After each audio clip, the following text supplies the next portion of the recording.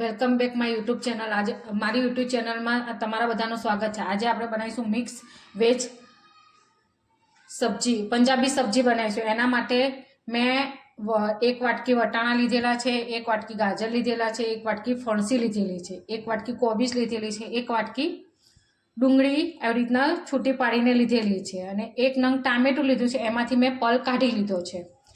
હવે આપણે એના માટે મખમલી ગ્રેવી બનાવવા માટે આ મેં 3 મોટી ડુંગળી લીધેલી છે, 2 મીડિયમ સાઇઝના ટામેટા લીધેલા છે, આ 2 થી 3 મરચાં લીધેલા છે, આ આદું લીધેલું છે અને આ લસણ છે। હવે આપણે પહેલાં બનાવીશું ગ્રેવી। આપણે કઢાઈ ગરમ મૂકી દીધી છે, એમાં આપણે હવે એક મોટો ચમચો જેટલું તેલ મૂકીશું। આ આપણે મખમલી ગ્રેવી માટેનું તેલ મૂક્યું છે। એમાં આપણે આ ખડા મસાલા, આ તજપત્તું છે, લવિંગ છે, 2 લવિંગ લીધેલા છે, જાવિત્રી, તજ, 1 ઇલાયચી, આ આપણે વઘારમાં નાખવાનું છે। તેલ આવે ત્યાં સુધી આપણે રાહ જોઈશું। તેલ આપણું આવી ગયેલું છે। એમાં આપણે જીરું નાખીશું। પહેલાં જીરું કકડે એટલે પછી આ ખડા મસાલા નાખવાના છે। જો જીરું આપણું પકડી ગયું છે, ખડા મસાલા નાખીશું, લસણ નાખીશું, આદુ નાખીશું, મરચાં નાખીશું। મરચાં નાખ્યા પછી તરત આપણે આ ડુંગળી નાખી દઈશું।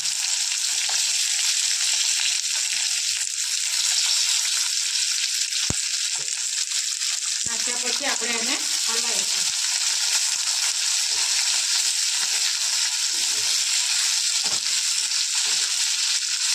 પિંક કલર જેવી ડુંગળી થાય ત્યાં સુધી આપણે હવે આમાં રહેવા દઈશું। જો આપણી ગુલાબી જેવી ડુંગળી થઈ ગઈ છે, હવે એમાં આપણે આ ટામેટાં ઉમેરી દઈશું।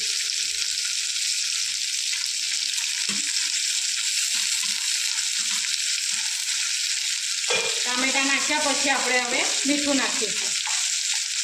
જરૂર મુજબ મીઠું નાખીશું।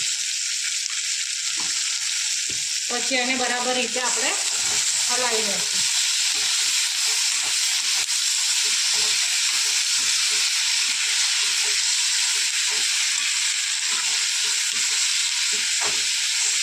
આમાં આ ગ્રેવીમાં મીઠું નાખી દીધેલું છે ટામેટાં નાખ્યા પછી। હવે આપણે આને એકાદ મિનિટ માટે આવી રીતના રાખીશું અને પછી મસાલા કરીશું। અડધાની અડધી ચમચી આપણે એમાં હળદર નાખીશું, જરૂર મુજબ મરચું નાખીશું। આપણે વઘાર કરીશું ત્યારે પાછું મરચું નાખવાનું છે એટલે અત્યારે ધ્યાન નાખવાનું। અડધાની અડધી ચમચી જેટલું ધાણા જીરું પાવડર નાખીશું। આ 1 ચમચી જેટલો કિચન કિંગ છે એ હું નાખું છું। મીઠું નાખવામાં ધ્યાન રાખવાનું, કેમ કે આપણે આ બધા શાકભાજી છે એ હજી આપણે કરીશું એમાંય મીઠું આવશે, એટલે મીઠું નાખવામાં ધ્યાન રાખો।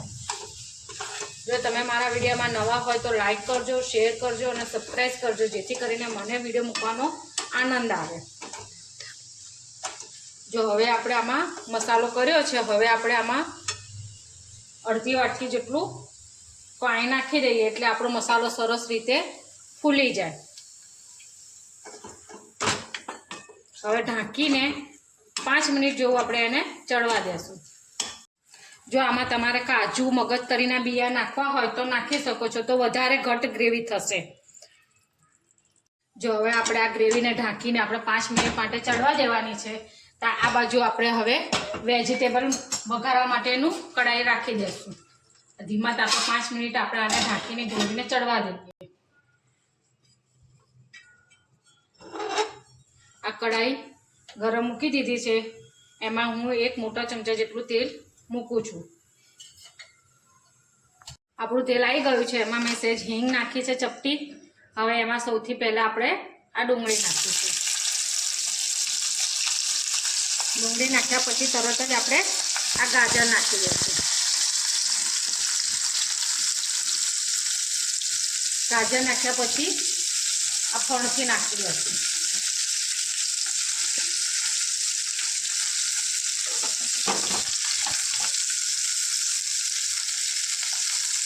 એમાં હવે આપણે થોડીક હળદર નાખીશું અને જરૂર મુજબ મીઠું નાખીશું। હળદર મીઠું એ શાકભાજીમાં બધામાં આવશે તે પ્રમાણમાં તમારે નાખવાનું.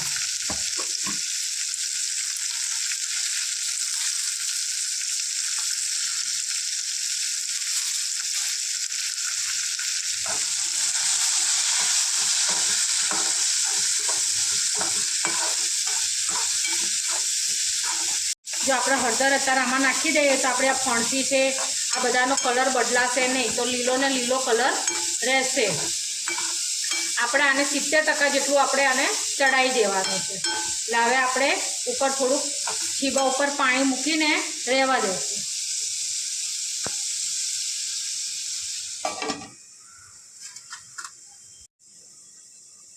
બે ચમચા જેટલું મેં પાણી મૂકેલું છે. મિનિમમ 5 થી 6 મિનિટ આને આપણે આવી રીતના રહેવા દેશું. ગેસ ધીમો રાખવાનો. વચ્ચે આપણે પેલી ગ્રેવી મૂકેલી છે એને પણ ચેક કરતા રહેશું.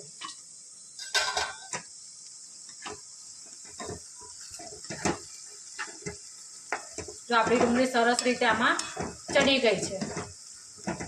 હવે આપણે આને બંધ કરી દઈશું. ઠંડુ થાય એટલે આપણે આને ક્રશ કરશું. મેં આવી રીતના પ્લેટમાં ઠંડી કરવા મૂકી દીધેલી છે. જો તમે વહેલા કરતા હોય તો તમે તમારી રીતે લોયામાં પણ ઠંડુ કરી શકો છો. હવે મેં આમાં જેટલા ખડા મસાલા નાખ્યા હતા એ હું કાઢી લઈશ. તો આપણે હવે જોઈએ કેટલું આ શાક ચડ્યું છે. હજી આપણું બાકી છે ત્યારે હવે એમાં આ વટાણા ઉમેરી દઈશું.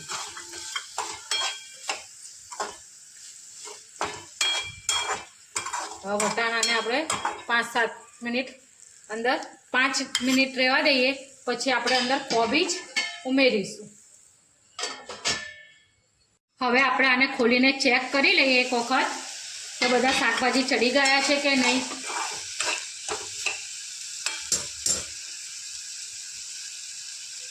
ના, હજી અંદરથી આપણું આ કાચું છે એટલે હજી આપણે થોડી વાર રાખશું. હવે એમાં આપણે કોબીજ ઉમેરી દઈએ.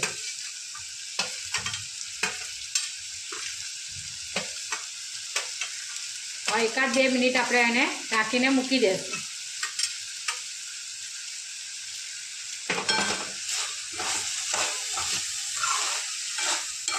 આ થાય ત્યાં સુધી આપણે હવે ગ્રેવી ક્રશ કરી નાખીએ.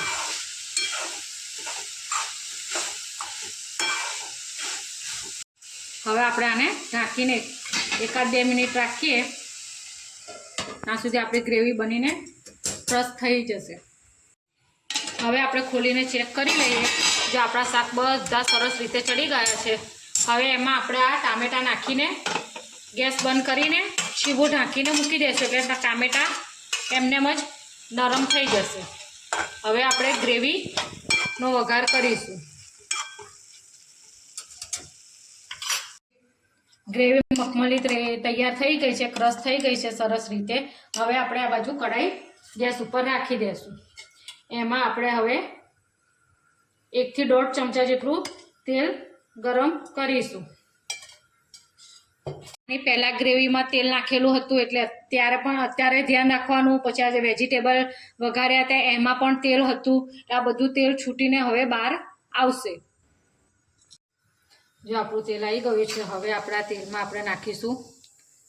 બધામાં હળદર નાખી છે એટલે અત્યારે આપણે ગ્રેવીમાં એક ધ્યાનથી હળદર નાખીશું. જરૂર મુજબ મરચું નાખીશું અને પછી આપણે તરત જ આ ગ્રેવી નાખી દઈશું.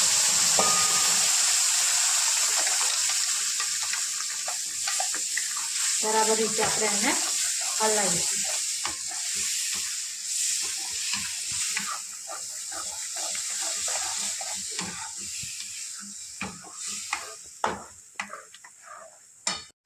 જો આપણે આજુબાજુમાંથી તેલ આ છૂટું પડવા માંડ્યું છે એટલે હવે આપણે આ મેં 1 ચમચી મલાઈ અને 1 ચમચી દૂધ નાખેલું છે. એ ઘરની જ મલાઈ છે. હવે આપણે એને બરાબર રીતે હલાવીશું અને ગેસ ફાસ્ટ કરીશું. રેડી ક્રીમ આવે છે એ પણ નાખી શકો છો. ઘરની મલાઈ બી નાખી શકો છો.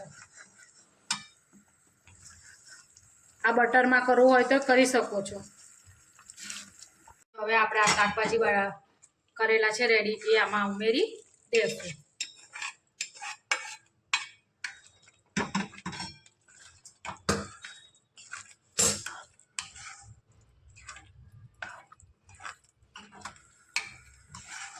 હવે આપણે આને ઢાંકીને 1 થી 2 મિનિટ જેવું આપણે રાખીશું. આપણે આમાં થોડુંક પાણી નાખી દઈએ.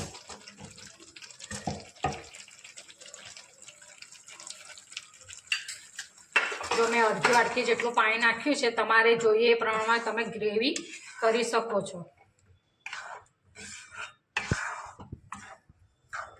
હવે ઢાંકીને આપણે 1 મિનિટ જેવું આપણે એને રહેવા દઈશું. જો આપણા શાકમાંથી તેલ છૂટું પડી ગયું છે, હવે આપણે એમાં કસ્તુરી મેથી નાખીશું અને હલાવીને ગેસ બંધ કરી દઈશું. આપણું શાક બનીને રેડી થઈ ગયું છે. સરસ તેલ છૂટી ગયું ને, હવે આપણે એને ગેસ બંધ કરી દઈશું. મિક્સ વેજીટેબલ પંજાબી શાક બનીને રેડી થઈ ગયું છે. મેં સર્વ કરી દીધું છે. એની સાથે મેં